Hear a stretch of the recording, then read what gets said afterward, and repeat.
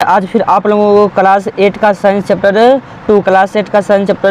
2 लेके आया हूँ। मैं आज इसका क्वेश्चन आंसर करवाऊंगा। इससे पहले मैंने इसके अध्याय के सभी तथ्यों को समझा दिया था। आज हम त्वरित और भूकंप की प्रकृति के दो भयानक रूप जो हैं इसका क्वेश्चन आंसर करेंगे। लेकिन सबसे पहले प्रश्न उत्तर करने से पहले इस चैप्टर का कुछ महत्वपूर्ण प्रश्न है। कुछ क्या है प्रश्न, उसका उत्तर देख लेते हैं, उसके बाद हम प्रश्न अभ्यास पे चलेंगे। सबसे पहले इंपॉर्टेंट क्वेश्चन देख लीजिए। क्या देख लीजिए? इंपॉर्टेंट क्वेश्चन देख लीजिए। कहता है कि त्वरित क्या है और यह कैसे पैदा होती है। त्वरित क्या है और यह कैसे पैदा होती है। हम बैक के वीडियो में आपको बताए थे, पार्ट 1 जब इसका आया था, कि बरसात में आसमान में तेज रोशनी की चमक त्वरित कहलाती है। बरसात के मौसम में आसमान में जो तेज रोशनी चमक दिखाई देती है उसे हम क्या कहते हैं? उसे त्वरित कहते हैं। जो बादलों में आवेश में एकत्रित होने से पैदा होती है। जो बादलों में एकत्रित होने से क्या होती है? पैदा होती है।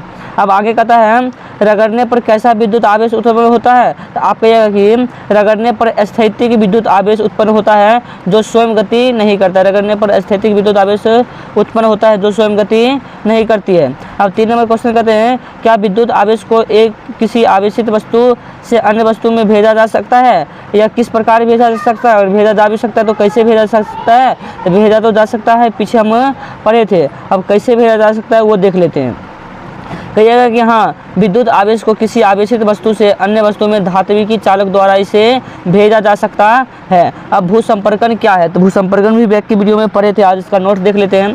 कहता किसी आवेशित वस्तु से आवेश को पृथ्वी में भेजने की प्रक्रिया, गेजने लिखा गया, भेजने की प्रक्रिया को क्या कहते हैं? भूसंपर्कन कहते हैं। हम आपको पहले भी नोट करने के लिए कहते थे ना। अगर आप नोट नहीं किए तो कोई बात नहीं, आप अभी नोट कर लें। इसका PDF पाना चाहते हैं तो आप हमारे मोबाइल नंबर 95 76 39 14 और 15 95 76 39 14 15 नंबर पे मैसेज करें। आपको वहाँ से PDF मिल जाएगा। समझे? आप मैसेज करिएगा, फटाक से मिल जाएगा।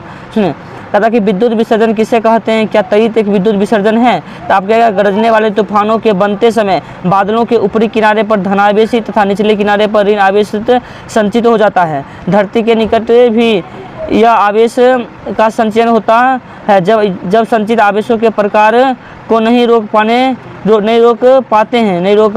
पाते हैं तो यात्रार्थ धनात्मक आवेश मिलते हैं। यात्रार्थ क्या मिलते हैं? धनात्मक आवेश मिलते हैं। तो आगे देखिए,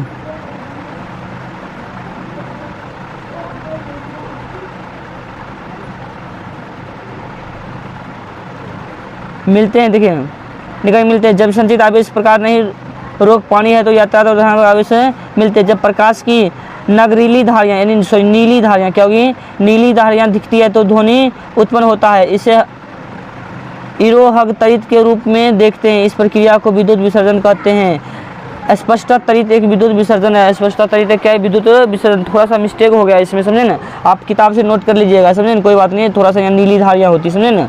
अब देखिए त्वरित चालक क्या है। त्वरित चालक क्या है? आपके त्वरित चालक एक ऐसी युक्ति है जिसका उपयोग भवनों को त्वरित के प्रभावों से बचाने के लिए किया जाता है। अब आगे देखिए भूकंप क्या होता है। भूकंप क्या होता है? क्या कि भूकंप पृथ्वी का कंपन अथवा कोई झटका होता है जो पृथ्वी की भूप्रपट्टी के भीतर गहराई में गड़बड़ी होने के कारण उत्पन्न होता है। ये सब बिल्कुल सही है, इसमें कोई दिक्कत नहीं है। अब देखिए एक और क्वेश्चन है, इसमें देख लेते पार्ट से आती, मतलब कि इंपॉर्टेंट क्वेश्चन में भूकंपीय क्षेत्र अथवा भ्रंश क्षेत्र क्या कहलाता है। समझे ना? क्या है? क्या वह क्षेत्र जहां प्लेटों की सीमाएं दुर्बल होती है वहाँ भूकंप आने की आशंका अधिक होती है, जिसे भूकंपीय क्षेत्र अथवा भ्रंश क्षेत्र कहा जाता है। अब आइए पार्ट से इसका प्रश्न उत्तर करेंगे। पार्ट से क्या करेंगे बाबू? इसका प्रश्न उत्तर करेंगे। बहुत छोटा सा चैप्टर है, तुरंत हो जाएगा, समझे ना। देखिए कहता कि सजातीय आवेश एक दूसरे को क्या करते हैं। तो हम बताते हैं सजातीय आवेश एक दूसरे को विकसित करते हैं, अब विजातीय आवेश एक दूसरे को क्या करते हैं? आकर्षित करते हैं, समझे ना। अब कहता है कि त्वरित चालक त्वरित से भवनों को क्या करते हैं? सुरक्षा करते हैं या रक्षा करते हैं। भूकंप की तीव्रता का मापन डैश स्केल से किया जाता है, रिएक्टर स्केल से किया जाता है। कौन सा स्केल से किया जाता है बाबू? रिएक्टर स्केल से किया जाता है। अब नेक्स्ट क्वेश्चन कहता है कि सर्दियों में स्वेटर उतारते समय चिट चिट की आवाज़ सुनाई देती है, व्याख्या कीजिए।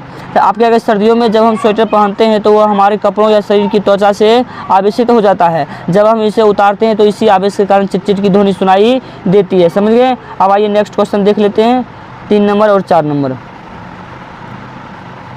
कहता कि जब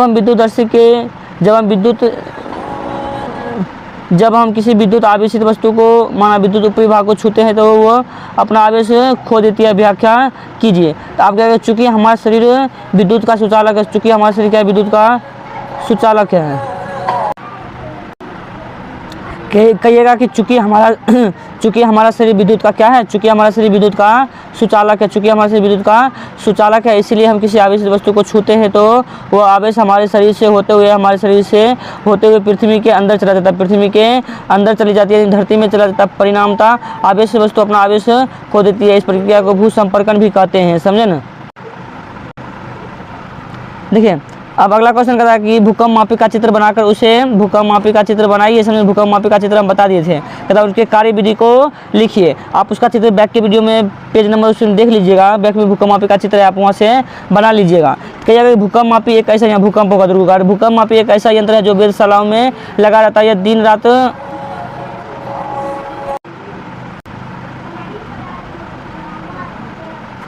कहता है कि भूकंप मापी का चित्र बनाकर उसे मापन विधि को लिखिए। तो भूकंप का चित्र आप बैक के वीडियो से अपनी किताब से बना लीजिएगा, समझे। बैक पे हम बताए थे बनाने के लिए।